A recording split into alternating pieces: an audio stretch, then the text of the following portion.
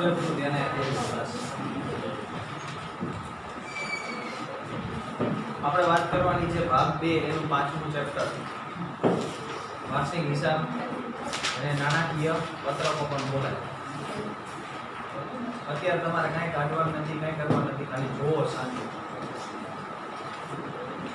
બીજો ભાગ જે છે એનું 5મું ચેપ્ટર ધંધાકીય એકમના નાણાકીય પત્ર. હિસાબી પદ્ધતિની જે પ્રક્રિયા જે છે એનો અંતિમ તબક્કો જે છે એ વાર્ષિક હિસાબ છે. ક્યારે બનાવાય? કાચું સર્વે બની ગયા પછી. તો પહેલા વાત અહીંયા એ છે કે વાર્ષિક હિસાબ બનાવવા શું કામ જોઈએ? આ બધી માથાકૂટ કરવાની શું કામ? ખાલી ખોટી આ બધી માથાકૂટ કરવી, આટલું બધું યાદ રાખવું શું કામ આવશે? તો વાત અહીંયા એ છે કે ભાઈ 1 વર્ષ સુધી આપણે જે ધંધો કરી આપો, બરાબર, માની લો મેં મારી પાસે કંઈક 2-5 લાખ રૂપિયા હશે, મેં એક નાની એવી દુકાન લીધી અથવા તો મોટું એક કારખાનું નાખ્યું 2-4 કરોડ રૂપિયા મારો જે હોય, બરાબર. તો મેં એક ધંધો કર્યો છે, 1 વર્ષ સુધી ત્યાં ધંધો કર્યો, મિલકતો લેવાની હતી, મિલકત લીધી, જે બધું કર્યું. હવે 1 વર્ષ પૂરું થયું તો મારે એવી વસ્તુ એક ચેક કરવી જોઈએ કે મેં આજે ધંધો કર્યો એનાથી મને ફાયદો થયો કે નુકસાન, એટલે કે નફો થયો છે કે નુકસાન થયું, એ મારે શું કરવું પડે? ચેક કરવું પડે. જો હું એમને નકર આગળ હાલ્યો છું અને કદાચ નુકસાન થતું હોય તો આગળ જતાં મને બહુ મોટી ખોટ થવી પડે. એટલે મારે એ વર્ષના અંતે મને ફાયદો થયો છે કે નુકસાન થયું છે એ જોવા માટે મારે શું બનાવવું પડશે? વાર્ષિક હિસાબ બનાવવો. બીજી વસ્તુ કે આપણી જે પણ આવક હોય એનો અમુક ભાગ આપણે સરકારને આપતા હોઈએ છીએ ટેક્સ સ્વરૂપે, કરવેરો આપણે ભરતા હોય. તો કરવેરો જે છે એ પણ આપણે નફા નુકસાન ખાતામાંથી જે નફો આવે વાર્ષિક હિસાબમાં એના આધારે ભરતા હોય, ડાયરેક્ટ એમને ન ભરીએ. તો એના માટે પણ તમારે વાર્ષિક હિસાબ બનાવવા પડે. એટલે તમે નાની દુકાન લઈને બેઠા હોય તોય વાંધો નથી, અને મોટું કારખાનું લઈને બેઠા હોય તોય વાંધો નથી, કંપની લઈને બેઠા હોય તોય તમારે વાર્ષિક હિસાબ બનાવવા પડે. એટલે વાર્ષિક હિસાબ 2 બાબત માટે બનાવાય. એક તો વર્ષના અંતે ધંધાનું પરિણામ જાણવા. શું જાણવા? ધંધાનું પરિણામ જાણવા. ફરીથી બોલું, ક્યારે? વર્ષના અંતે ધંધાનું પરિણામ જાણવા. પહેલી વસ્તુ શું બોલ્યો? વર્ષના અંતે ધંધાનું પરિણામ જાણવા. બીજું, ધંધાની આર્થિક પરિસ્થિતિનો ખ્યાલ મેળવવા માટે. કયો શબ્દ બોલ્યો? આર્થિક પરિસ્થિતિનો ખ્યાલ. આર્થિક પરિસ્થિતિનો ખ્યાલ એટલે શું થાય? કે તમારી પાસે કેટલી મિલકત પડી છે, કેટલી જવાબદારી પડી છે, બરાબર, એનો તમને ખ્યાલ આવે, એને શું કહેવાય? આર્થિક પરિસ્થિતિનો ખ્યાલ. તો વાર્ષિક હિસાબ 2 હેતુથી બનાવાય. કયા? એક તો ધંધાનું પરિણામ જાણવા અને બીજું ધંધાની આર્થિક પરિસ્થિતિનો ખ્યાલ મેળવવા. બોલો મારી આગળ. એક તો ધંધાનું પરિણામ જાણવા, બીજું ધંધાની આર્થિક પરિસ્થિતિનો ખ્યાલ. પહેલું ધંધાનું પરિણામ, બીજું ધંધાની આર્થિક પરિસ્થિતિનો ખ્યાલ. ધંધાનું પરિણામ જાણવા, બીજું ધંધાની આર્થિક પરિસ્થિતિનો ખ્યાલ. તો વાર્ષિક હિસાબ કોને કહેવાય? તો વાર્ષિક હિસાબની આખી વ્યાખ્યા થિયરીમાં બહુ જાજુ નથી પડવાનું, પણ ખાલી કહી દઉં કે ભાઈ વાર્ષિક હિસાબની વ્યાખ્યા શું થાય? વર્ષના અંતે ધંધાનું પરિણામ જાણવા અને ધંધાની આર્થિક પરિસ્થિતિનો ખ્યાલ મેળવવા માટે જે પત્રકો તૈયાર કરો છો એને વાર્ષિક હિસાબ કહેવાય. આ સિમ્પલ વસ્તુ છે. તો શું વ્યાખ્યા લઈને આ વાર્ષિક હિસાબની? વર્ષના અંતે ધંધાનું પરિણામ જાણવા. પહેલી વસ્તુ શું થયું? ધંધાનું પરિણામ જાણવા અને ધંધાની આર્થિક પરિસ્થિતિનો ખ્યાલ મેળવવા જે પત્રકો તૈયાર કરવામાં આવે છે તેને વાર્ષિક હિસાબ અથવા તો નાણાકીય પત્રકો કહે છે. 2 વસ્તુ આવી આની અંદર. એક તો ધંધાનું પરિણામ, બીજું ધંધાની આર્થિક પરિસ્થિતિનો ખ્યાલ. બાકી વ્યાખ્યા શું થઈ? વર્ષના અંતે, મારી આગળ બોલો, વર્ષના અંતે ધંધાનું પરિણામ જાણવા અને ધંધાની આર્થિક પરિસ્થિતિનો ખ્યાલ મેળવવા માટે જે પત્રકો તૈયાર કરવામાં આવે છે તેને બીજી રીતે કેવું હોય તો બીજી રીતે તેની વ્યાખ્યા એવી રીતે છે કે બીજા શબ્દોમાં કેવું હોય તો નાણાકીય પત્રકની એક વ્યાખ્યા છે કે ધંધાની વિગતવાર નાણાકીય પરિસ્થિતિ દર્શાવતો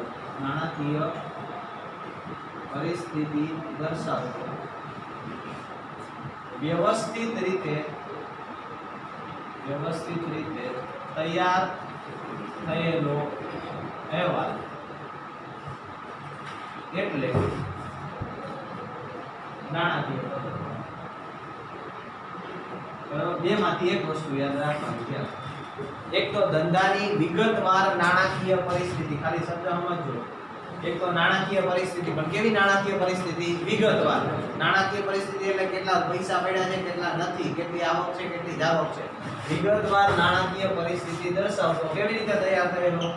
વ્યવસ્થિત રીતે તૈયાર થયેલો અહેવાલ એટલે એને શું કહેવાય? નાણાકીય પત્રકો. તો બે વ્યાખ્યા છે. પહેલું, વર્ષના અંતે ધંધાનું પરિણામ જાણવા તેમજ ધંધાની આર્થિક પરિસ્થિતિનો ખ્યાલ મેળવવા માટે જે પત્રકો તૈયાર કરવામાં આવે તેને વાર્ષિક હિસાબ કહેવાય. બીજા શબ્દોમાં કહી તો ધંધાની વિગતવાર નાણાકીય પરિસ્થિતિ દર્શાવતો વ્યવસ્થિત રીતે તૈયાર થયેલો અહેવાલ એટલે નાણાકીય પત્રક.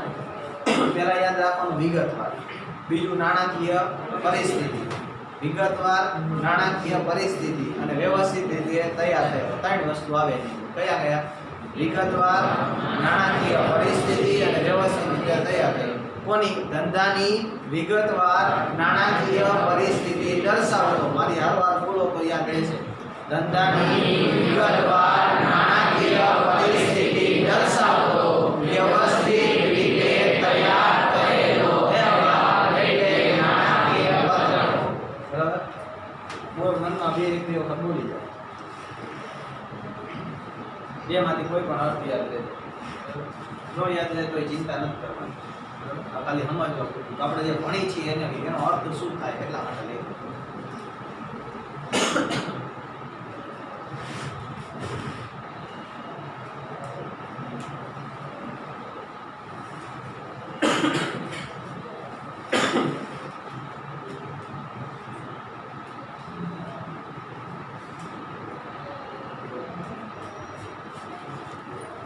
ધંધાની નાણાકીય વિગતો દર્શાવતો વ્યવસ્થિત રીતે તૈયાર થયેલો અહેવાલ એટલે નાણાકીય પત્રક. વર્ષ દરમિયાન ધંધાનું પરિણામ અને ધંધાની આર્થિક પરિસ્થિતિનો ખ્યાલ મેળવવા જે પત્રક તૈયાર કરે છે તેને વાર્ષિક હિસાબ છે.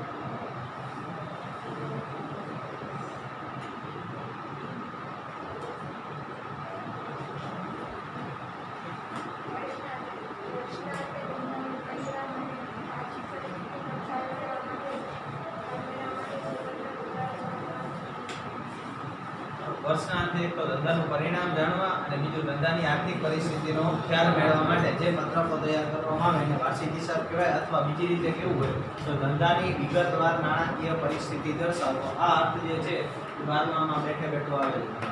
બરાબર, બેમાં કંપનીમાં ગણો કે પછી ખુલ્લામાં ગણો, બેની અંદર આવશે ધંધાની વિગતવાર નાણાકીય પરિસ્થિતિ દર્શાવતો. ધંધાની વિગતવાર નાણાકીય પરિસ્થિતિ દર્શાવતો વ્યવસ્થિત રીતે તૈયાર થયેલો અહેવાલ એટલે એને શું બોલાય? નાણાકીય પત્રક. વાર્ષિક હિસાબ જે છે એ કયા તબક્કા પછી તૈયાર થાય? કાચું સરવૈયું તૈયાર થયા પછી. ક્યારે તૈયાર થાય? કાચું સરવૈયું તૈયાર થયા પછી. અને હિસાબી પદ્ધતિની પ્રક્રિયાનો અંતિમ તબક્કો છે. બીજી વાત કરી તો વાર્ષિક હિસાબ જે છે એ જનરલી 31-3 ના હોય છે. આપણે દ્વિનોંધી નામા પદ્ધતિ એની અંદર બે પ્રકારના વર્ષ આવે. એક આવે નાણાકીય વર્ષ અને બીજું આવે કેલેન્ડર વર્ષ. છેલ્લે ભાઈ વાર્તા સંભળાય ને, છેલ્લે સંભળાય બોલું. ધંધામાં બે પ્રકારના વર્ષ આવે, એક કેલેન્ડર વર્ષ અને બીજું નાણાકીય વર્ષ. કેલેન્ડર વર્ષ એની શરૂઆત 1 જાન્યુઆરીથી થાય એટલે 1/1 થી ચાલુ થાય. કેલેન્ડર વર્ષ ક્યારે ચાલુ થાય? 1/1 એટલે 1 જાન્યુઆરીથી ચાલુ થાય અને પૂરું ક્યારે થાય? 31ની બાદ. આ જે વર્ષ જે છે એને શું કહેવાય? કેલેન્ડર વર્ષ. મોટા ભાગે કંપનીઓ કેલેન્ડર વર્ષ વાપરતી નથી. આપણે જે પણ દાખલા ગણવાના છે એ નાણાકીય વર્ષના ગણવાના છે. કયા વર્ષના ગણવાના? એટલે નાણાકીય વર્ષ એની શરૂઆત થાય 1/4 થી. ક્યાંથી ચાલુ થાય? 1/4. 1 એપ્રિલે ચાલુ થાય અને 31મી માર્ચે પૂરું થાય. ક્યારે પૂરું થાય? 31 કયું વર્ષ થઈ ગયું આ? એટલે જ્યારે પણ તમને દાખલામાં 1/4 ની વિગત આપી હોય તો એ શરૂઆતની હોય. 1/4 ની વિગત હોય કઈ હોય? શરૂઆતની. અને 31/3 ની વિગત હોય તો કઈ હોય? આખરની હોય. એટલે આપણું વર્ષ ચાલુ ક્યારે થાય? 1 એપ્રિલે ચાલુ થાય. ક્યારે ચાલુ થાય? 1 એપ્રિલે. પૂરું ક્યારે થાય? 31મી માર્ચે. કેટલા પ્રકારના વર્ષ હોય? બે. કેલેન્ડર વર્ષ અને નાણાકીય વર્ષ. કેલેન્ડર વર્ષ ક્યારે ચાલુ થાય? 1/1 થી 31/12. અને નાણાકીય વર્ષ આપણે જે દાખલા ગણવાના છે જનરલી મોટા ભાગે બધા નાણાકીય વર્ષના આધારે હોય. એટલે 1/4 ઈ શરૂઆત થાય ને 31/3 શું થાય? આખર થાય. ખ્યાલ આવ્યો? હવે આપણે સીધા દાખલા ઉપરની વાત કરી તો નાણાકીય પત્રકોમાં 3 પ્રકારના ખાતાઓ બનાવવાના આવે. કેટલા પ્રકારના ખાતા આવે? 3. વાર્ષિક હિસાબ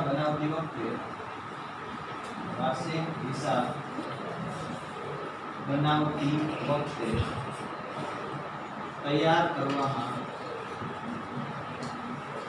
આવતા ખાતા. કેટલા ખાતાઓ બને? તો અત્યારે તમારે 11મા ધોરણના પેજ ઉપર 3 પ્રકારના ખાતા બનાવવાના થાય. પહેલું ખાતું એનું નામ છે વેપાર ખાતું. શું કહેવાય? વેપાર ખાતું. કયું ખાતું? વેપારીને કયું? વેપાર ખાતું. એક બે વખત બોલો. કયું ખાતું? વેપાર ખાતું. કયું ખાતું? વેપાર ખાતું. હવે વેપાર ખાતામાંથી તમે વેપાર ખાતું આખું બનાવો, એમાંથી તમને નફો અથવા તો નુકસાન થશે. બરાબર? નફો કા ખોટ આવે. એમાં જો નફો આવે તો એને કાચો નફો બોલાય અને ખોટ આવે તેને કાચી ખોટ કહેવાય. એટલે વેપાર ખાતામાંથી જે પણ તમને તફાવત મળશે એને શું કહેશો તમે? કાચો નફો અથવા તો કાચી ખોટ. બેમાંથી એક વસ્તુ બને, કા નફો થાય કા તો ખોટ થાય. જો વેપાર ખાતામાં નફો થાય, વેપાર ખાતામાં તમને નફો થાય તો એને શું બોલશો? કાચો નફો. અને વેપાર ખાતામાં તમને ખોટ આવે તેને શું બોલાય? કાચી ખોટ. વેપાર ખાતામાંથી જે આવે એને શું બોલાય? કાચો નફો અથવા કાચી ખોટ. વેપાર ખાતામાંથી આવે એને કાચો નફો અથવા કાચી ખોટ. નફો આવે તેને શું બોલાય? કાચો નફો. અને ખોટ આવે તેને શું કહેવાય? કાચી ખોટ. જે પણ નફો કે ખોટ આવે એને નફા નુકસાન ખાતે લઈ જવાની હોય. ક્યાં લઈ જવાની હોય? આ તમારું બીજું ખાતું થાય નફા નુકસાન ખાતું. કયું ખાતું? નફા નુકસાન ખાતું. પહેલું ખાતું કયું આવ્યું? વેપાર ખાતું. પહેલું ખાતું કયું આવ્યું? વેપાર ખાતું. બીજું ખાતું નફા નુકસાન. વેપાર ખાતામાંથી તમને નફો મળ્યો, એ નફાને તમે શું કીધું? કાચો નફો. ખોટ આવી તેને શું કીધું? કાચી ખોટ. એને ક્યાં લઈ જવાની? નફા નુકસાન. પછી નફા નુકસાન ખાતામાંથી તમને જે નફો મળે એને બોલાય ચોખ્ખો નફો. એને શું બોલાય? અને ખોટ આવે તેને શું કહેવાય? ચોખ્ખી ખોટ. વેપાર ખાતામાંથી આવ્યું હોય એને ક્યાં લઈ જવાનું? નફા નુકસાન ખાતામાં. બરાબર? વેપાર ખાતામાંથી મળે તો કાચો નફો અથવા કાચી ખોટ. નફા નુકસાન ખાતામાંથી મળે તેને ચોખ્ખો નફો અથવા ચોખ્ખી ખોટ. અને એને ક્યાં લઈ જવાનું? તો એને લઈ જવાનું પાકા સરવૈયા. ક્યાં લઈ જવાનું? પાકું સરવૈયું. છેલ્લે મને પાકું સરવૈયું. પાકું સરવૈયું જે છે એની બે બાજુનો સરવાળો કેવો થઈ જાય? સરખો થઈ જાય. એટલે પાકું સરવૈયું જે છે એ સરભર થઈ જાય. શું થઈ જાય? સરભર. એટલે બે બાજુનો સરવાળો કેવો થઈ જાય? સરખો. કેમ કાચા સરવૈયામાં થઈ જતો તો એ રીતે આમાં ફરજિયાત બે બાજુનો સરવાળો કેવો થઈ જાય? સરખો થાય તો તમારો દાખલો સાચો. બરાબર? એટલે 3 ખાતા બને. કયા કયા? વેપાર ખાતું, નફા નુકસાન ખાતું, પાકું સરવૈયું. વેપાર ખાતામાંથી નફો કે નુકસાન આવે તેને શું બોલાય? કાચો નફો અથવા કાચી ખોટ. નફા નુકસાન ખાતામાંથી આવે તો ચોખ્ખો નફો અથવા ચોખ્ખી ખોટ. અને છેલ્લે પાકું સરવૈયું બે બાજુનો સરવાળો સરખો થઈ જાય. બે બાજુનો સરવાળો સરખો થાય. બરાબર? બહુ ભાગ્યશાળી વ્યક્તિ હોય કે જેને બે બાજુનો સરવાળો સરખો આવતો હોય. એક્ઝામ્પલ. બરાબર?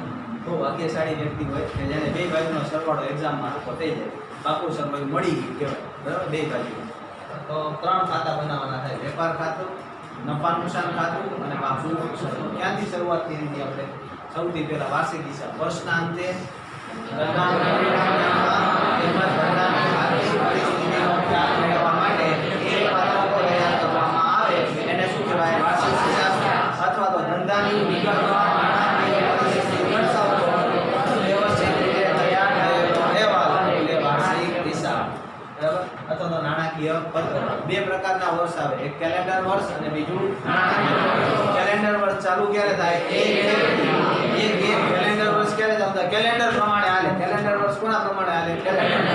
એક થી ચાલુ થાય, 31/12 પૂરું થાય. કદાચ ઈ નો યાદ હોય તો આપણને કઈ વાંધો નથી. નાણાકીય વર્ષ યાદ રહેવું જોઈએ. નાણાકીય વર્ષ ચાલુ ક્યારે થાય? ચાલુ થાય 31/3 પૂરું થાય. બરાબર?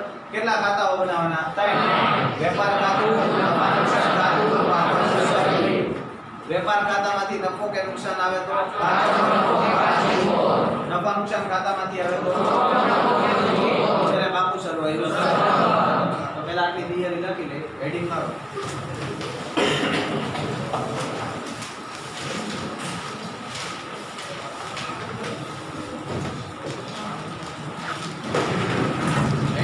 भाग 2 चैप्टर 5 भाग 2 चैप्टर 5 बोलो ये રીતે લખો. આગળ નો લખતા હું બોલતો જો એ રીતે લખો. ભાગ 2 ચેપ્ટર 5 ધંધાકીય એકમના નાણાકીય પત્રો. ચેપ્ટરનું નામ છે ધંધાકીય એકમના નાણાકીય પત્રો. એના કૌંસમાં લખજો વાર્ષિક હિસાબ. કૌંસમાં લખજો વાર્ષિક હિસાબ.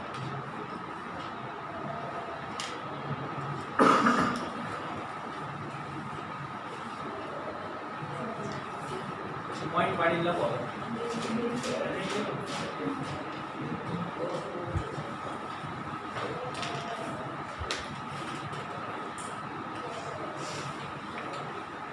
પોઈન્ટ પાડી લખો.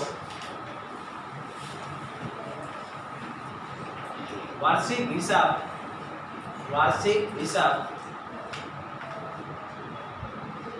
हिसाबी पद्धतिनी प्रक्रियानो वार्षिक हिसाब हिसाबी पद्धतिनी प्रक्रियानो अंतिम तबक्को छे. वार्षिक हिसाब हिसाबी पद्धतिनी प्रक्रियानो हिसाबी पद्धतिनी प्रक्रियानो अंतिम तबक्को छे. जे जे जे કાચા સરવૈયા પછી જે કાચા સરવૈયા પછી તૈયાર કરવામાં આવે છે. કાચા સરવૈયા પછી તૈયાર કરવામાં આવે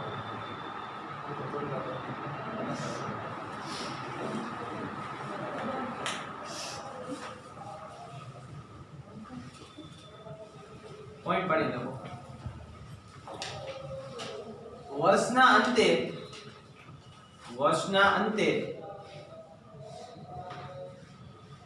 ધંધાનું પરિણામ જાણવા વર્ષના અંતે ધંધાનું પરિણામ જાણવા તેમજ ધંધાની આર્થિક પરિસ્થિતિનો ખ્યાલ ધંધાની આર્થિક પરિસ્થિતિનો ખ્યાલ મેળવવા માટે ધંધાની આર્થિક પરિસ્થિતિનો ખ્યાલ મેળવવા માટે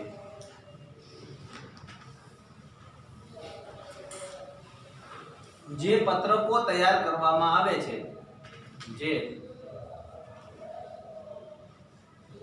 પત્રકો તૈયાર કરવામાં આવે છે તેને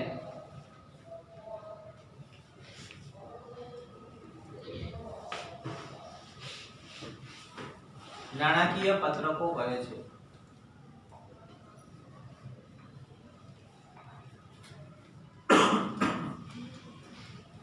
અથવા તો એને વાર્ષિક હિસાબ કહે છે. બે એક જ વસ્તુ, બે ના ખાલી નામ અલગ અલગ. બીજા શબ્દોમાં કહીએ તો પોઈન્ટ પડી લખો. બીજા શબ્દોમાં કહીએ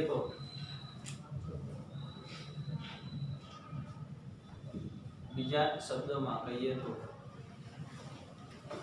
ઇનોટેડ કોમામાં લખજો, ડબલ ઇનોટેડ કોમામાં. ધંધાની વિગતવાર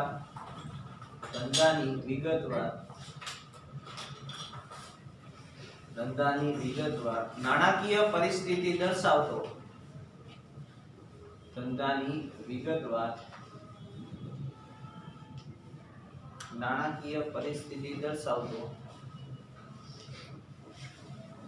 વ્યવસ્થિત રીતે ધંધાની વિગતવાર નાણાકીય પરિસ્થિતિ દર્શાવતો વ્યવસ્થિત રીતે તૈયાર થયેલો અહેવાલ વ્યવસ્થિત રીતે તૈયાર થયેલો અહેવાલ એટલે નાણાકીય પત્રકો.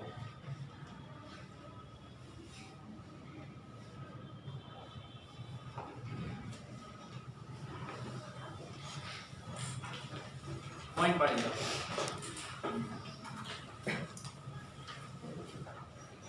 દ્વિનોંધી નામા પદ્ધતિમાં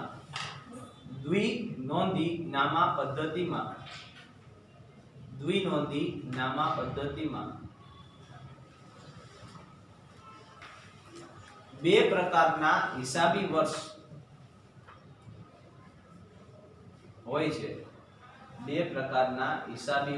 હોય છે.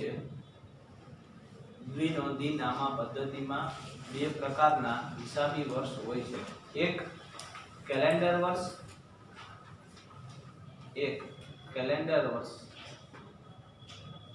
કેલેન્ડર વર્ષ અને બીજું નાણાકીય વર્ષ.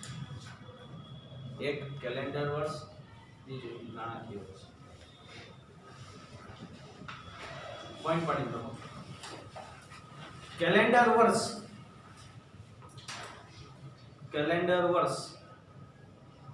એક થી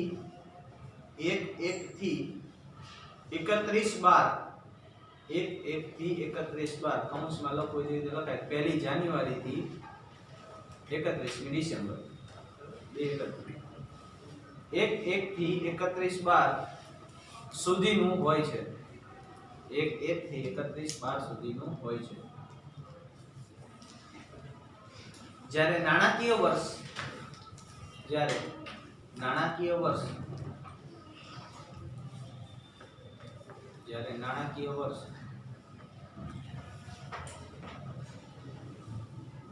એક ચાર થી 1 અને 4 આવી રીતે લખવાનું વચ્ચે લીટો કરવાનો. ડાયરેક્ટ 1 ને 4 એમ લખવાનું. 1 4 થી 31/3 કૌંસમાં લખો એ રીતે લખાય. 1 એપ્રિલ થી 31મી માર્ચ 1 4 થી 31/3 સુધીનું હોય છે.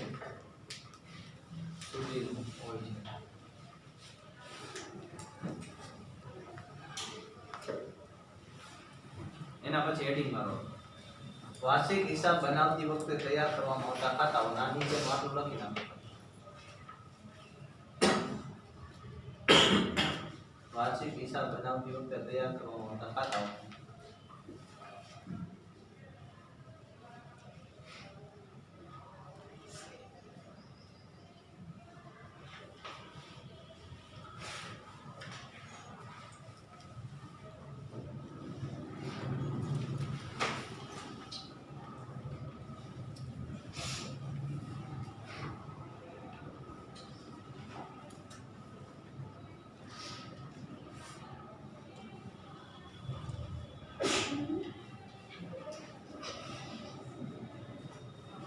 વેપાર ખાતું કૌંસમાં લખવાનું કાચો નફો ઓબ્લિક કાચી ખોટ.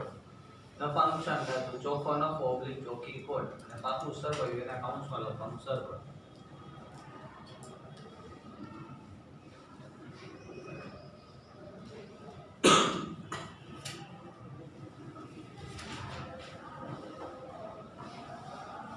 શાંતિથી એક વખત તમે જે લખ્યું ને પેલા વાંચી લો. શું લખ્યું? કોઈ પણ જાતની ચર્ચા કર્યા વગર પહેલેથી જે લખ્યું છે ત્યાંથી લઈ અને છેલ્લે સુધી ખાલી શાંતિથી વાંચી લો. બીજી કોઈ હલનચલન કોઈ મુવમેન્ટ ન થવી જોઈએ.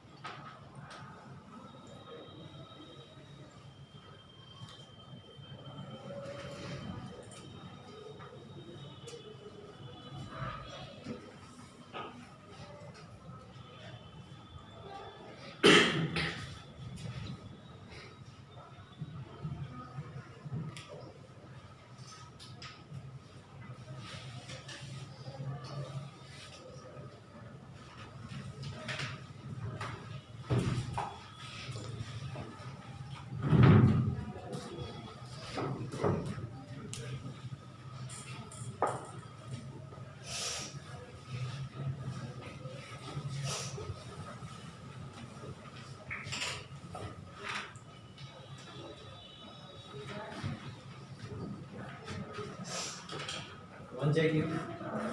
સૌથી પહેલા આપણે શું કીધું? વાર્ષિક હિસાબ. ક્યારે? વર્ષના અંતે ધંધાનું પરિણામ જાણવા અને ધંધાની આર્થિક પરિસ્થિતિનો ખ્યાલ મેળવવા માટે જે પત્રકો તૈયાર કરવામાં આવે એને નાણાકીય પત્રકો અથવા તો વાર્ષિક હિસાબ કહેવાય.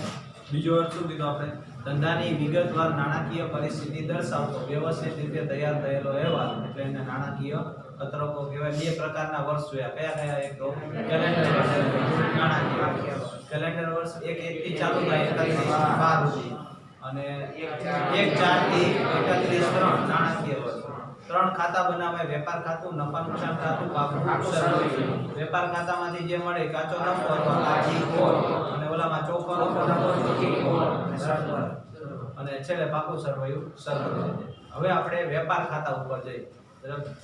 તમને મેં એવું કીધું હતું કે ભાઈ વાર્ષિક હિસાબમાં વાત અહીંયા એવી છે કે પહેલા તમને 10 કે 15 મિનિટ આપવામાં આવે કે તમારે જેમ જોવું એમ જોયું. બરાબર?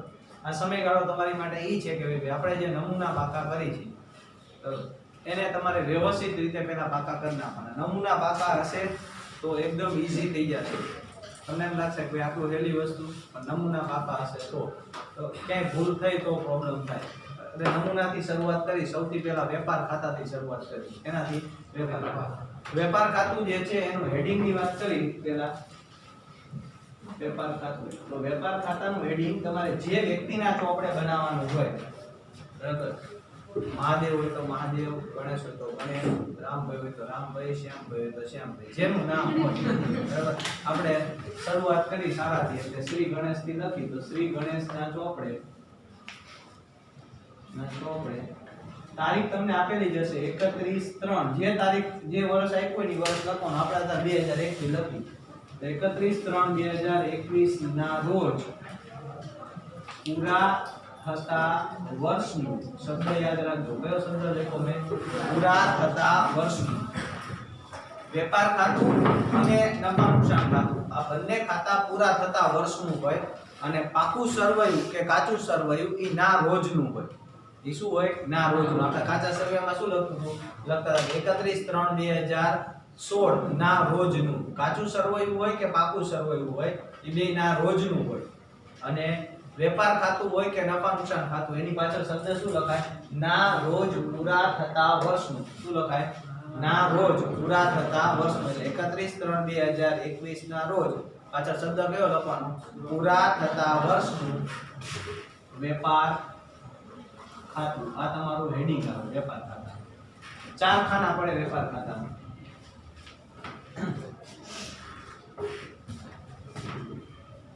પહેલું ખાનું વિગત,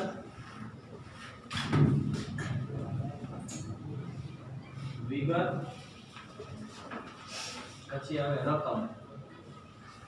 હવે કે ગમે એ ખાતા આવે એમાં આ રીતે તમારા ખાતા પડે વિગત અને રકમ.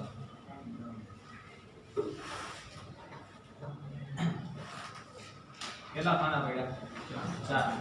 વિગત રકમ, વિગત રકમ. ડાબી બાજુને શું બોલાય? ઉધાર. જમણી બાજુને લખી નાખો. આ બાજુ જે છે આને શું કહેવાય? ઉધાર. અને આ બાજુ જે છે એને શું કહેવાય? જમા. તો કેટલા ખાના પડ્યા? 4. વિગત રકમ, વિગત રકમ. ડાબી બાજુ ઉધાર, જમણી બાજુ જમા. વિગત રકમ, વિગત રકમ. ડાબી બાજુ ઉધાર, આ બાજુ જમા. સૌથી પહેલા ઉધાર બાજુની શરૂઆત કરી તો ઉધાર બાજુ સૌથી પહેલા આવે શરૂઆતનો સ્ટોક. કયો સ્ટોક આવે? શરૂઆતનો સ્ટોક. જેને 1/4 નો સ્ટોક કહેવાય. તો ખાલી શરૂઆતનો સ્ટોક સ્પષ્ટ આપેલો છે. હું આજે ટપકા કરું છું ને એટલે એની રકમ અહીંયા લખવાની. જ્યાં ટપકા કરેલા હોય ત્યાં લખવાની. એટલે શરૂઆતનો સ્ટોક હોય તો એની ડાયરેક્ટ રકમ ક્યાં લખી નાખવાની? રકમના ખાનામાં. દાખલા તરીકે તમને એમ કે શરૂઆતનો સ્ટોક 40,000 તો તમારે શું કરવાનું? વેપાર ખાતાની ઉધાર બાજુ ત્યાં શું લખવાનું? શરૂઆતનો સ્ટોક. રકમના ખાનામાં કેટલા? 40,000. એટલે સૌથી પહેલા ઉધાર બાજુ શું આવશે? શરૂઆતનો સ્ટોક. પછી આવશે એની નીચે શરૂઆતના સ્ટોકની નીચે આવશે ખરીદી. શું આવે? ખરીદી. પણ એની રકમ અહીંયા લખવાની. રકમમાં નહીં, અંદરના ખાનામાં. અને શું બોલાય? અંદરના ખાનામાં. રકમમાં નહીં લખવાનું. શરૂઆતનો સ્ટોક પછી શું આવે? ખરીદી. પછી ખરીદીનું આખું ફોર્મેટ આવશે.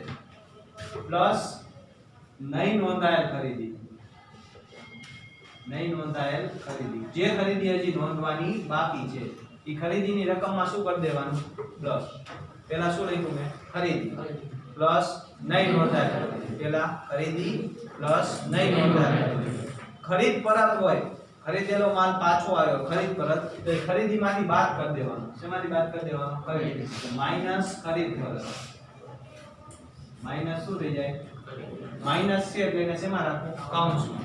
બરાબર? માઈનસ ખરીદ પરત. અને હજી એક માઈનસ આવે, માઈનસ કોઈ પણ રીતે ગયેલ માલ. કોઈ પણ રીતે ગયેલ માલ એટલે આગથી બળી ગયેલ હોય, ચોરીથી ગયેલ હોય, બરાબર, ઉપાડ અંગત વપરાશથી ગયેલ હોય, ધર્માદાનથી ગયેલ હોય, પાછળ શબ્દ કયો હોય? ગયેલ માલ. એ ખરીદીમાંથી શું થઈ જાય? બાદ થઈ જાય. તો આખું ફોર્મેટ આપણું શું બન્યું? પછી આનો સરવાળો બાદબાકી થઈ જાય એટલે રકમ બહાર આવે. ફોર્મેટ શું બન્યું? ખરીદી પ્લસ નહીં નોંધાયેલ ખરીદી માઈનસ ખરીદ પરત માઈનસ કોઈ પણ રીતે ગયેલ માલ. સૌથી પહેલા ઉપર શું લખ્યું? શરૂઆતનો સ્ટોક. શરૂઆતનો સ્ટોક પછી ખરીદી પ્લસ નહીં નોંધાયેલ ખરીદી માઈનસ ખરીદ પરત માઈનસ કોઈ પણ રીતે ગયેલ માલ. પ્લસ માઈનસ ઉપર ખાસ ધ્યાન રાખવાનું. બે ચાર વખત બોલો એટલે તમને મગજમાં ઉતરી જશે. પહેલા શરૂઆતનો સ્ટોક પછી ખરીદી પ્લસ નહીં નોંધાયેલ ખરીદી માઈનસ ખરીદ પરત માઈનસ કોઈ પણ રીતે ગયેલ માલ. આ ઉધાર બાજુની સાઈડ બોલો. પહેલા શરૂઆતનો સ્ટોક પછી પ્લસ ખરીદી પ્લસ ખરીદી માઈનસ ખરીદ પરત માઈનસ કોઈ પણ રીતે ગયેલ માલ. શરૂઆતનો સ્ટોક ખરીદી પ્લસ નહીં નોંધાયેલ ખરીદી માઈનસ ખરીદ પરત માઈનસ કોઈ પણ રીતે ગયેલ માલ. બરાબર? એક બે વખત હજી મનમાં બોલો.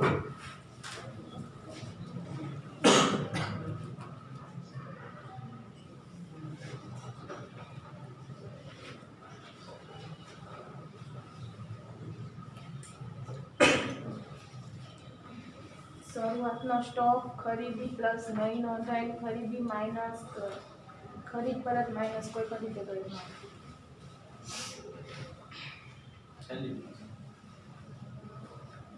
શરૂઆતનો સ્ટોક ખરીદી નહીં નોંધાયેલ આપણે મેં બોલાવડે ત્યારે આવા બોલ્યો તો એક બે વખત જાતે જો ટ્રાય કરશો ને તો મારી તો એવી જ ટ્રાય હશે કે તમે આઈના જ પાકું કરી નાખો. તમારા ઘરે જેમ કાંઈ લખવું નથી તે પાકું કરવાની જરૂર નથી, પણ તમારો સપોર્ટ આવવા જોશે. પછી તમે મૂંગાની જેમ બેહી રહ્યા તો પછી એનો કોઈ અર્થ નથી રહેતો.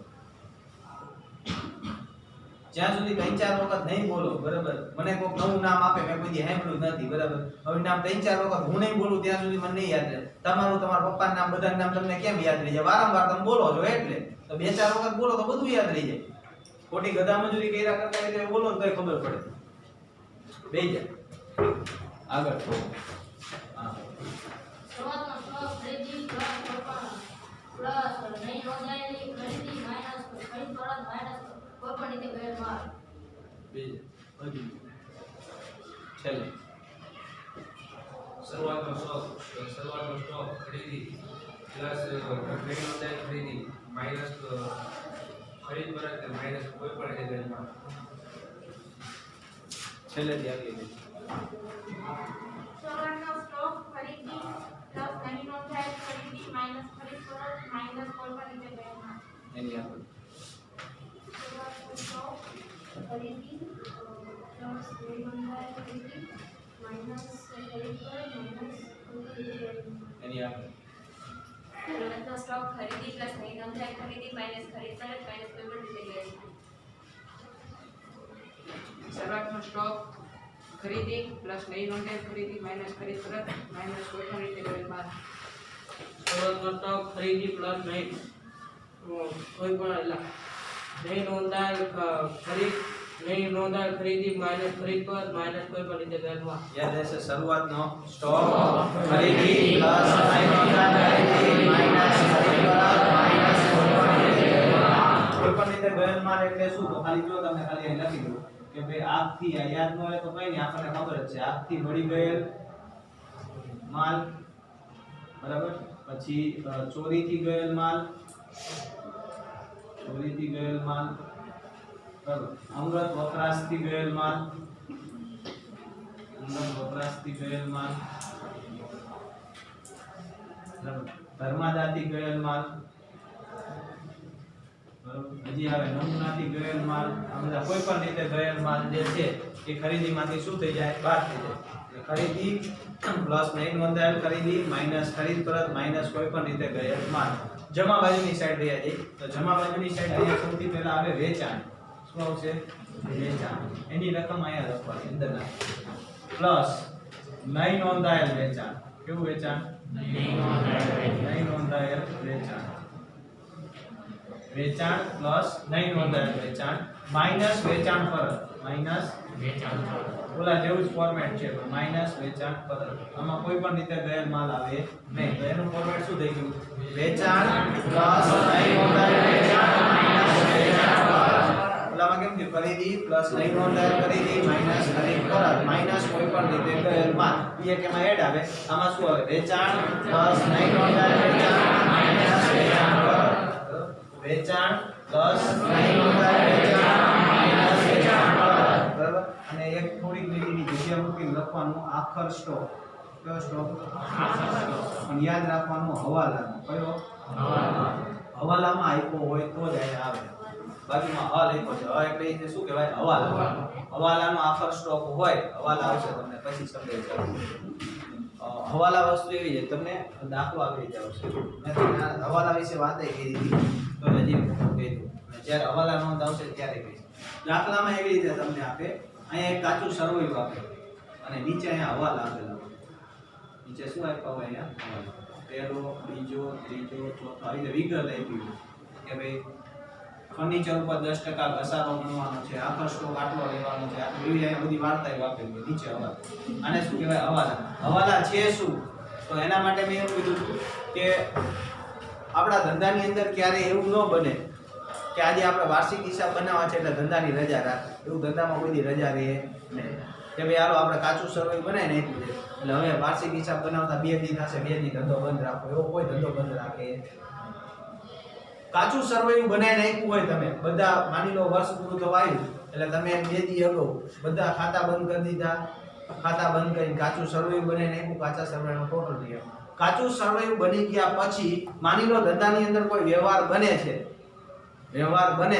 હવે ઈ વ્યવહારની જો તમે પાછી આમનોંધ દેવા જાઓ આમનોંધ આપો ખાતા વહીમાં ખતવણી કરો કાચું સરવૈયું બનાવો તો તમારા આગળના બધા ચોપડા જે છે એને શું કરવું પડે તમારે સુધારવા પડે તમારી ભાષામાં સમજાવું માની લો મેં તમને એક અહીંયા વ્યવહાર આપ્યા 1 2 3 4 વ્યવહાર આપ્યા પહેલા એમ કોઈ એક કામ કરવાની આમનોંધ લખો આમનોંધ ખબર હે ને આમનોંધ લખવાની આવતી આમનોંધ લખો તો અહીંયા તમે આમનોંધ લખી નાખી આમનોંધનો શું કરી નાખ્યો સરવાળો બરાબર પછી એના ઉપરથી તમે બધા ખાતા વહીમાં ખતવણી કરી ખાતા વહીમાં શું કરી ખતવણી બધાના ખાતા બનાવ્યા અલગ અલગ બરાબર ઈ ખાતા વહીમાં ખતવણી થઈ ગયા પછી તમે એના આધારે શું બનાવી નાખ્યું કાચું સરવૈયું કાચા સરવૈયાની બે બાજુનો ટોટલ લઈ આવી ગયો હવે એમ કહું કે એક કામ કરો તમે પાંચમા વ્યવહારથી લખો પાંચમો વ્યવહાર તો તમારે શું કરવું પડશે પહેલા આમનોંધ સુધારવી પડે આમનોંધ તમે પૂરી કરી નાખી હતી તમે પછી આમનોંધમાં લખો પછી ખાતા વહીમાં બધા ખાતા શું કરવા પડે સુધારવા પડે પછી છેલ્લે તમારે શું સુધારવું પડે કાચું સરવૈયું તો આવું તો કન્ટિન્યુ ચાલુ જ રહે તો આવું ન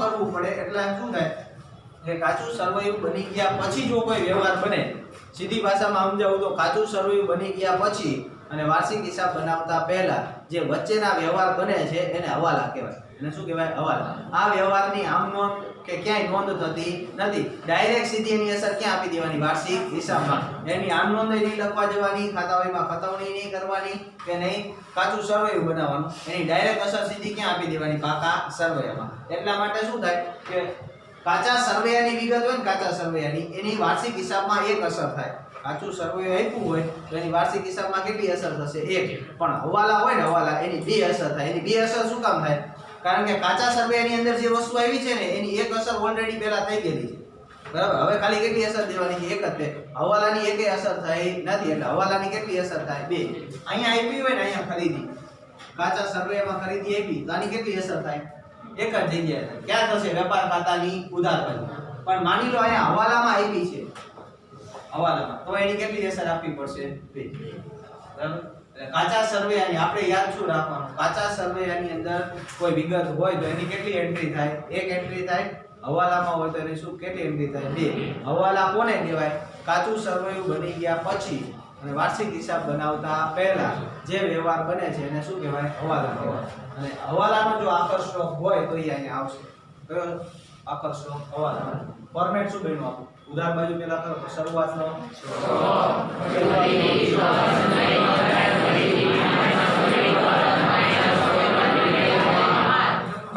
શરૂઆતનો સ્ટોક ખરીદી પ્લસ નહીં નોંધાયેલ ખરીદી માઈનસ ખરીદ પરત માઈનસ કોઈપણ રીતે ગયેલ માલ. ઓલી બાજુ વેચાણ પ્લસ નહીં નોંધાયેલ વેચાણ માઈનસ વેચાણ પરત અને આખર સ્ટોક હવાલાનો યાદ રાખો. આખર સ્ટોક રાખો તો એ વાંધો નથી. તો આટલી વસ્તુ પહેલા પાકી કરો. આ વેપાર ખાતાનો મેઇન ભાગ છે.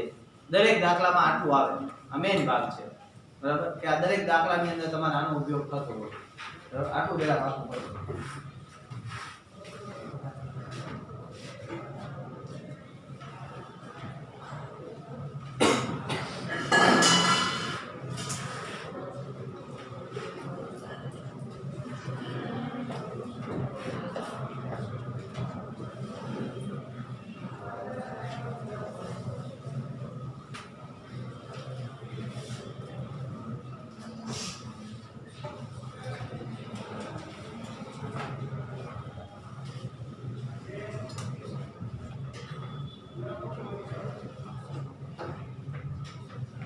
રફમાં અથવા તો પાછળના પેજ ઉપર ખાલી દોરવું નથી એમને ઉધાર બધું જમાવું. મોઢે ખાલી લખવાનું ટ્રાય કરો તો આપણે પણ થોડી ઉતાવળ પછી આગળ મોઢે લખજો. તમને ભાવે ખાલી કેટલું આવ્યું એટલું લખો. બે ભાગ પાડી નથી નાખો તો આવે. પ્લસ માઇનસની નિશાની ઉપર ખાસ ધ્યાન દેજો. ગમે આ લખો, રફમાં લખો, પાછળ લખો, ત્યાં લખો.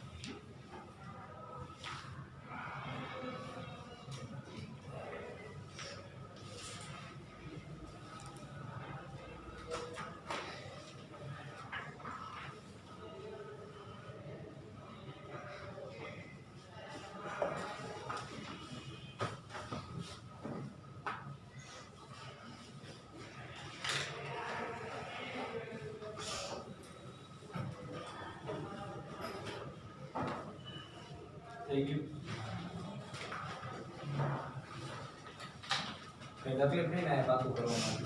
શરૂઆતનો સ્ટોક ખરીદી 10 નહીં નોંધાયેલ ખરીદી માઈનસ ખરીદ પરત માઈનસ કોઈપણ રીતે ગયેલ માલ. ઓલી બાજુ વેચાણ 10 નહીં નોંધાયેલ વેચાણ માઈનસ વેચાણ પરત આખો સ્ટોક હવાલા. બરાબર. હવે વાત કરી ખર્ચાઓ આવી બધા ખર્ચાઓ યાદ રાખવાના. ખરીદીને લગતા ખર્ચાઓ કે હેડિંગ આપવામાં આવ્યું. ખરીદીને લગતા ખર્ચાઓ ઉદાહરણ તો આવશે ખરીદીને લગતા ખર્ચાઓ. અલગ અલગ ખર્ચાઓ જે છે ધીમે ધીમે ભાગા કરી આપણે વાંધો નહીં. ખરીદીને લગતા ખર્ચા એમાં પહેલા ખર્ચાની વાત કરી તો સૌથી પહેલા આવક માલનું ગાડા ભાડું. કયું? આવક માલનું ગાડા ભાડું. આવક માલનું ગાડા ભાડું. આડા નવડા યાદ તો કઈ ચિંતા નથી, પણ પહેલા વાત કરી આવક માલનું ગાડા ભાડું. તો ખબર છે આવક માલનું ગાડા ભાડું આવતું હતું. આવક માલનું ગાડા ભાડું ક્યાં આવતું હતું? કાચા સરળિયામાં. ખર્ચ છે આપણી માટે. કયો ખર્ચ છે? ખરીદીને લગતો ખર્ચ, એટલે આવક માલનું ગાડા ભાડું. બીજું યાદ રાખવાનું જકાત, જેને ઓક્ટ્રોય પણ બોલે. જકાત વસ્તુ શું છે? તો પહેલા એવું હતું, અત્યારે તો આ ખર્ચો નીકળી ગયો છે. પહેલા એવું હતું એક ગામમાંથી બીજા ગામમાં જો માલ સામાન લઈ જવો હોય એક ગામમાંથી બીજા ગામમાં તો તમારે જકાત ચૂકવવી પડતી. અત્યારે કેમ ટોલ ટેક્સ ચૂકવવાની થાય બરોબર, એમ જકાત ચૂકવવાની આવતી. દરેક ગામમાં જકાત નાકું હોય. એડ્રેસ કોઈ સાંભળ્યું તો જકાત નાકા પાસે બરાબર. પહેલા જકાત નાકા હતા, દરેક ગામની બહાર નીકળતા જકાત નાકા બનાવેલા. અત્યારે કેમ ટોલ ટેક્સ બનાવેલા એવી રીતે તમારે એક ગામમાંથી બીજા ગામમાં માલ લઈ જવો હોય તો જકાત ચૂકવવી પડતી. અત્યારે જકાત નીકળી ગઈ બરાબર. આપણે કદાચ દાખલામાં આવે જકાત. તો આપણે જકાત જે છે એ કયો ખર્ચો કહેવાય? ખરીદીને લગતો ખર્ચો. બરાબર. પહેલું કયું છે? આવક માલનું ગાડા ભાડું. બીજું જકાત. પહેલું આવક માલનું ગાડા ભાડું, બીજું જકાત. પછી મજૂરી. કઈ ને મજૂરી. આવક માલનું ગાડા ભાડું, જકાત, મજૂરી. પછી રેલવેનું એટલે રેલવેની અંદર તમે માલ સામાન મંગાવો છો એના માટે જે પણ ચૂકવો પૈસા એને શું કહેવાય? રેલવે. કેટલા ખર્ચા થયા? 4. આવક માલનું ગાડા ભાડું, જકાત, મજૂરી, રેલવેનું.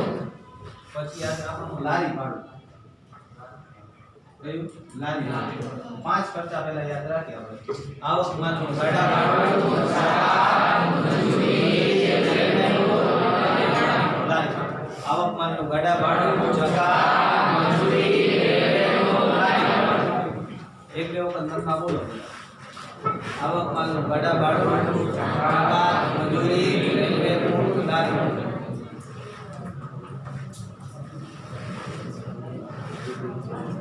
ચિંતાનો તો છેલ્લે બની જશે. ચિંતાનો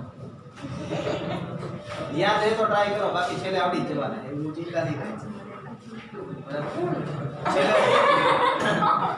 છેલ્લે 13 ખર્ચા છે. કેટલા? 13. છેલ્લે તમે એમને બોલશો. અત્યારે જેટલા યાદ રહે એટલા રાખવા. બરાબર. પહેલું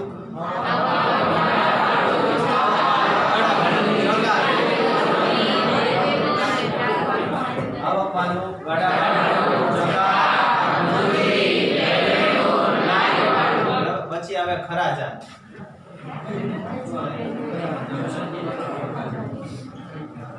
ખરાજાત. બરાબર. ખરાજાત વસ્તુ શું છે? તો ભાઈ તમે કોઈ માલ સામાન મંગાવ્યો છે, એમાં કોઈ પણ જાતની કઈ તૂટફૂટ થઈ હોય, બરાબર, મંગાવવામાં, અથવા તો કંઈ તૂટી ગયું તો એને સમૂહ કરવા માટે, રિપેર કરવા માટે જે ખર્ચો કરો એને શું કહેવાય? ખરાજાત કહેવાય. તો 6 છે આવક માલનું ગાડા ભાડું, જકાત, મજૂરી, રેલવેનું, લારી ભાડું, ખરાજાત. પછી વોરફ્રેજ આવે. વોરફ્રેજ શું આવે? વોરફ્રેજ શું છે? તો વોરફ્રેજ જે છે એ વાત અહીંયા એવી રીતે છે કે માની લો તમે ક્યાંય માલ સામાન મંગાવ્યો, બરાબર, ત્યાંથી ભાડું કદાચ ગણવામાં ભૂલ થઈ ગઈ હોય અથવા ઓછું ગણાનું હોય, બરાબર, તો ઉપરની રકમ તમે જે પણ ચૂકવો છો એને શું કહેવાય? વોરફ્રેજ કહેવાય. આપણી ભાષામાં સમજાવો. માની લો તમે અમદાવાદથી માલ મંગાવ્યો, તો એ વ્યક્તિએ એવું કીધું કે સુરેન્દ્રનગર અમારી ઓફિસ છે ને અહીંયા સુધી માલ આવી જશે, તમારે અહીંયાથી તમારી દુકાન સુધી માલ તમારે લઈ જવાનો, બરાબર. અથવા તમને એવું કીધું કે ભાઈ અહીંયા ટ્રાન્સપોર્ટની ઓફિસ છે, અહીંયા સુધી માલ આવશે, તમારે અહીંયા સુધી માલ લઈ જવાનો. ત્યાં સુધી કોને પહોંચાડી દીધો? જે માલ મોકલે છે એને પહોંચાડી દીધો.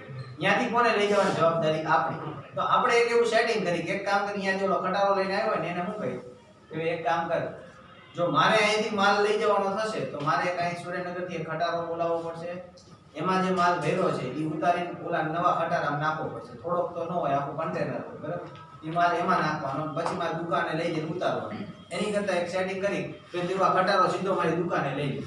ઉપરના જે પૈસા થાય ને, તને ક્યાં સુધીનું ભાડું આપ્યું? તો કે ભાઈ અહીંયા સુધી, માન લો બસ સ્ટેન્ડ સુધીનું ભાડું આપ્યું, તને ઓલા બસ સ્ટેન્ડ સુધીનું ભાડું આપ્યું, ઉપરના પૈસા હું આપી દઉં, બરાબર. તો સીધો તારો ખટારો ક્યાં લઈ લે? મારા ગોડાઉને લઈ લે, અહીંયા સીધો ઉતાર નાખે.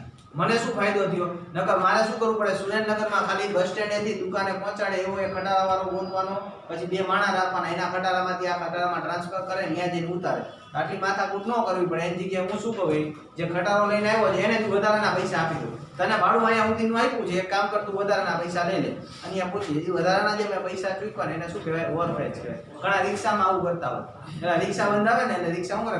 ઘરની બાજુમાં બંધાવે કે એડ્રેસ હોય, દાખલા તરીકે શંકરનું મંદિર હોય તો કે ભાઈ અહીંયા 80 ફૂટના રોડે શંકરના મંદિર જાવ, બરાબર. પછી અહીંયા પહોંચવા ને પછી રિક્ષાવાળા શું કહેવાય? હવે એક કામ કરજો ને, ગલીમાં લઈ લો ને, સામે જ કરે.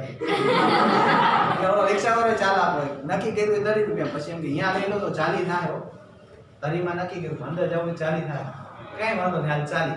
નક્કી કેટલામાં કર્યું? 30માં. ચૂકવા કેટલા? 40 થી વધારાના જે પૈસા ચૂકવા એને શું કહેવાય? વોરફ્રેજ. ટૂંકમાં માલ મોકલેલા સ્થળેથી જ્યારે નૂર ઓછું ગણાનું, એટલે ભાડું ઓછું ગણાનું હોય તો વધારાની જે રકમ ચૂકવો છો એને શું કહેવાય? વોરફ્રેજ કહેવાય. ક્યાંય અર્થ પૂછાવાનો નથી. આપણે ઓવરફ્રેજ યાદ રાખવાનું. દાખલામાં જનરલી ઓવરફ્રેજ બહુ ઓછું આવશે, પણ આપણે ખર્ચા કેટલા થયા? આવક માલનું ભાડું, બીજું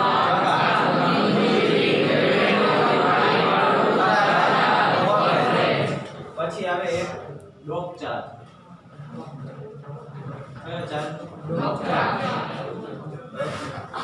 ડ્રોપ ચાર્જ એટલે ઉતરાનો ચાર્જની વાત નથી કરતા, પણ જ્યારે તમે ખાસ કરીને કસ્ટમ ડ્યુટી, ક્લિયરિંગ ચાર્જ અને ડ્રોપ ચાર્જ, આ બધી વસ્તુ એવી છે કે તમે વિદેશથી માલ મંગાવતા હોય અથવા તો ક્યારેક બીજા રાજ્યમાં અથવા તો ક્યાંય દરિયા મારફતે માલ મંગાવતા હોય ત્યારે ચેકિંગ દરમિયાન કસ્ટમ ડ્યુટી આવે, ક્લિયરિંગ ચાર્જ આવે અને ડ્રોપ ચાર્જ આવે. આ ત્રણ પ્રકારના અલગ અલગ ખર્ચાઓ આવે, તો એ તમારે ચૂકવવાના થાય. એને શું કહેવાય? ડ્રોપ ચાર્જ કહેવાય. તો આવક માલનું ગાડા ભાડું, જકાત, મજૂરી,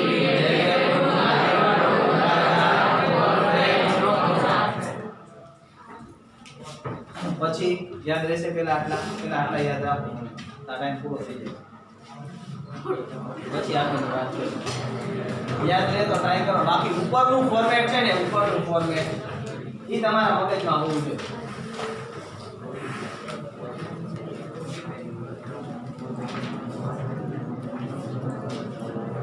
ઉપરનું ફોર્મેટ ઉપર ધ્યાન દો. ખર્ચા કદાચ અત્યારે નહીં યાદ હોય તો કઈ વાંધો નથી. મારું ઉપરનું ફોર્મેટ ના હજી કાલે વ્યવસ્થિત એ કાલે લખાવીશ. અત્યારે ખાલી ઉપરનું ફોર્મેટ જે છે, આ ફોર્મેટ આટલું મને યાદ રહેવું જોઈએ. આટલું આ વાત જવા દો, આ રહી જાય.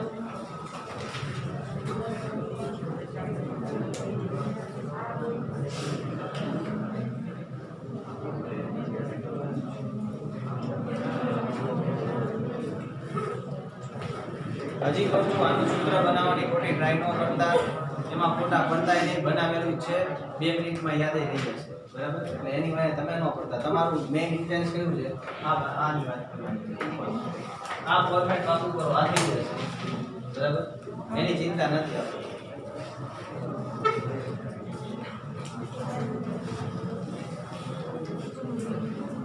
ટોટલ 13 ખર્ચા છે અત્યારે, પૂરા નહીં થાય એટલે એની ચર્ચા નહીં કરવી.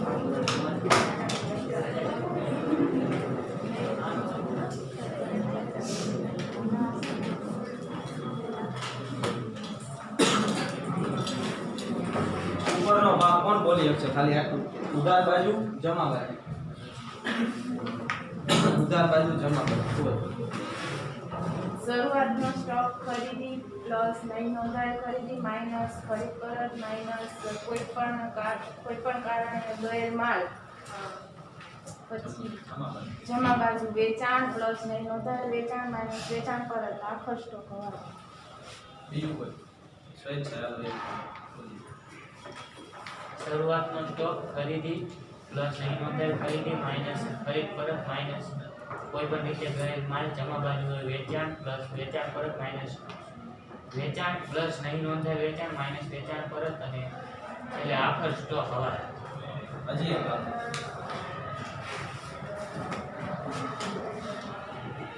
સારી વાત.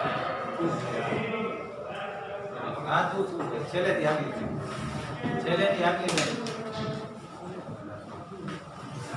ઉધાર બાજુ શરૂઆતનો સ્ટોક ખરીદી નહીં નોંધાયેલ નહીં વેચાણ